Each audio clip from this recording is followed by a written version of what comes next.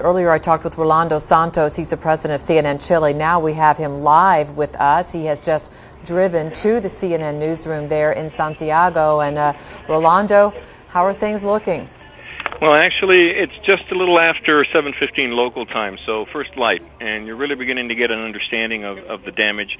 Depending on the system that you use, it's at least an 8.3 to 8.6, depending on which system you're using. And you can see now a lot of collapsed buildings, a lot of facade. Lots of people are on the streets throughout Santiago to be out of the building because of the aftershocks.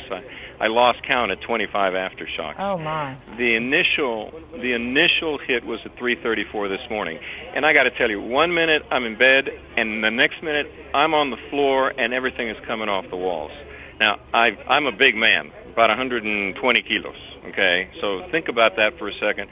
As I left my apartment to get to the office, there was not a thing on the walls or on a shelf in the kitchen or anywhere else that was still on the shelves. And so it was, as I've told you earlier, I've been through quite a few earthquakes, both as a reporter and living in California and other places.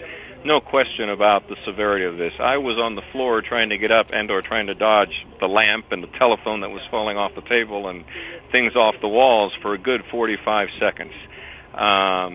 And so I think there's a good piece of this in the sense that psychologically, this country is used to earthquakes. So from that perspective, there isn't a sense of panic. And when I say good, you have to take that word in relative terms.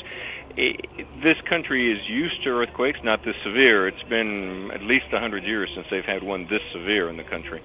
But people don't tend to panic like they do in other places that are not used to it. People are outside of their homes. There's a general sense of waiting to see when they can go back, looking at the damage. We've got reports, as I told you, of 20 people dead.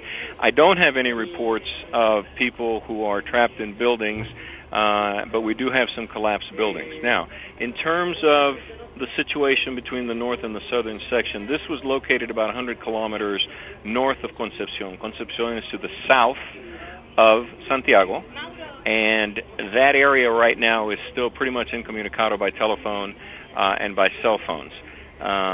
We don't have any more reports out of that particular area. There is a main bridge that connects the north and the south, and at the moment, this bridge is located near the town of Talca. Talca is Talco, for those of you who are using maps. And that bridge is inoperable right now. So right now, you can't get from here down there. We also know that all flights coming into Santiago have either been diverted or have been sent back to their point of origin. We have some of our reporters who are coming back from vacation because in this country this is the end of the summer season, so everyone's coming back.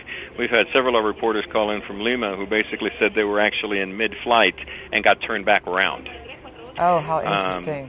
I'm trying to confirm now whether the Santiago airport is back and open. It was shut down for a while.